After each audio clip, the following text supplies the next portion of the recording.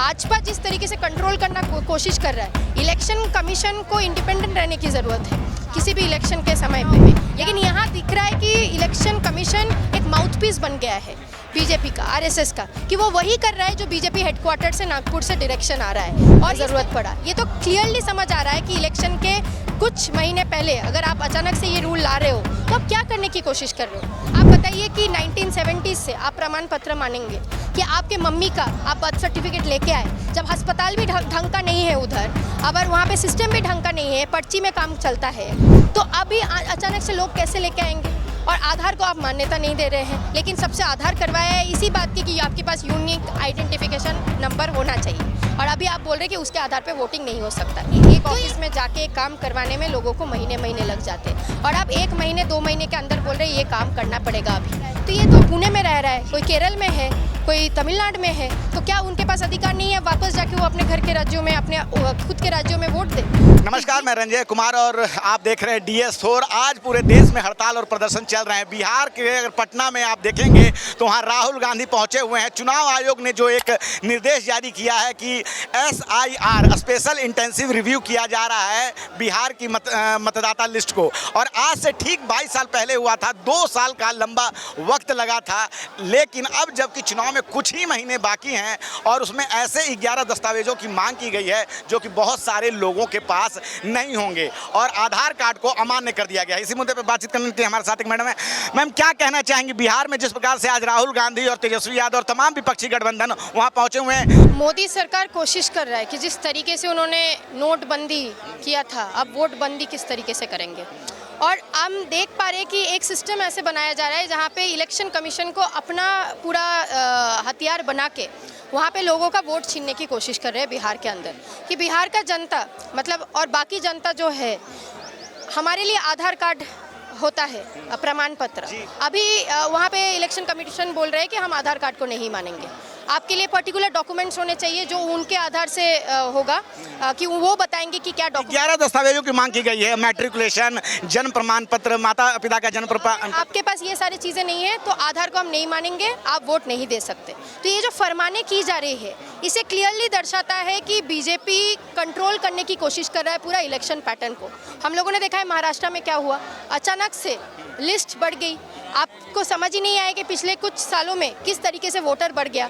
तो भाजपा जिस तरीके से कंट्रोल करना कोशिश कर रहा है, इलेक्शन कमीशन को इंडिपेंडेंट रहने की ज़रूरत है किसी भी इलेक्शन के समय पे या पूरे दौरान चुनाव में, लेकिन यहाँ दिख रहा है कि इलेक्शन कमीशन एक माउथपीस बन गया है बीजेपी का, आरएसएस का, कि वो वही कर रहा है जो बीजेपी हेडक्वार्टर से नागपुर से डायरेक्शन आ रहा है। और इस तरीके से बहुत सारे लोग जिनका हक है वोट दे के एक सरकार चुनने का, डेमोक्रेटिक गणतांत्रिक एक देश के अंदर अपना जो वोट है उसका अधिकार को एक्सरसाइज करने का, उनको उससे बाहर रखने की एक साजिश है जो खेला जा रहा है बिहार के अंदर आज। मैम, हमारे सवाल, चुनाव आयोग जो एक स्वायत्त संस्था है, TN सेशन ने भी 90 के दौर में काम किया और उन्होंने जिस तरह से काम किया तो चुनाव आयोग के जो नाम हुआ वो आज भी कायम है।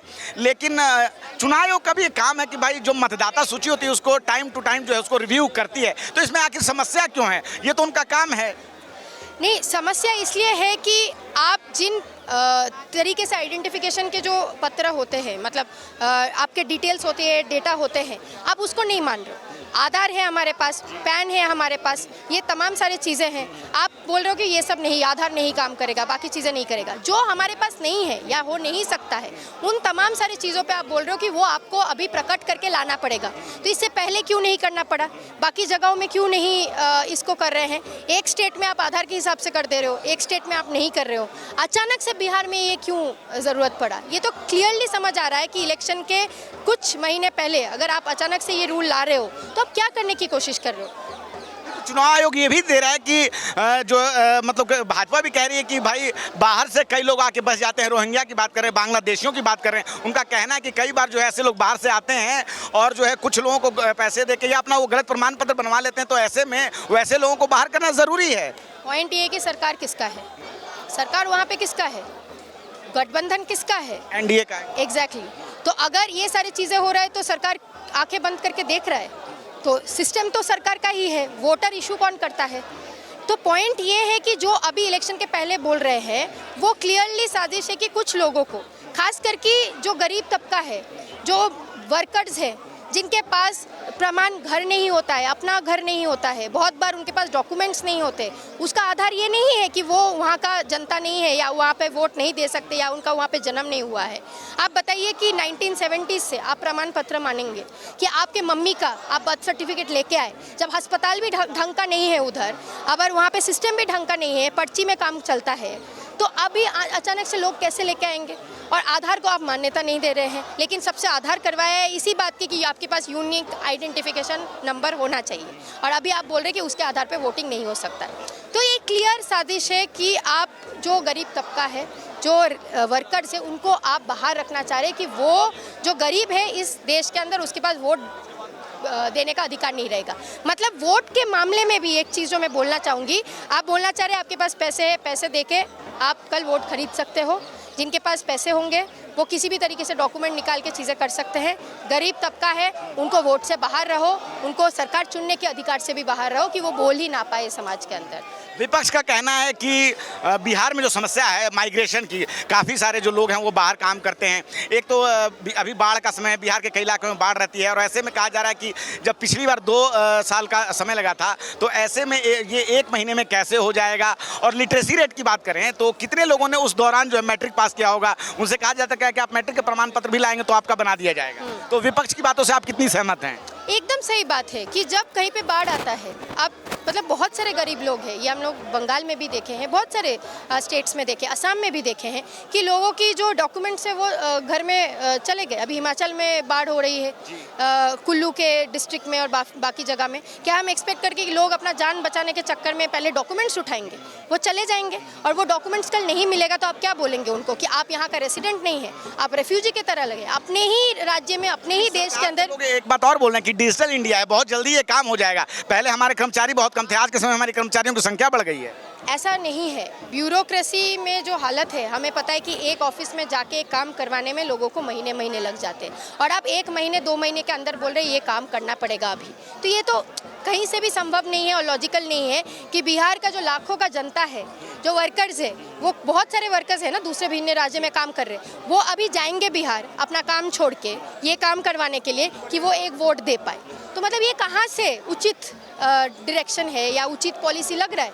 अगर लोग इतने सालों से वोट देते आ रहे हैं, वहाँ पे उनका रोल में, इलेक्टोरल रोल पे नाम है, तो ऑटोमेटिकली ये प्रूव है कि वो उस इलेक्टोरल उस पे है, और उनके आधार के हिसाब से उनका वोट हो सकता है। उसके बाद भी अगर वो वहाँ पे काम कर रहे हैं अभी दूसरे जगह में, कोई दिल्ली में रह रहा है, कोई पुणे में रह रहा है, कोई केरल में है, कोई तमिलनाडु में है, तो क्या उनके पास अधिकार नहीं है वापस जाके वो अपने घर के राज्यों में, अपने खुद के राज्यों में वोट दे?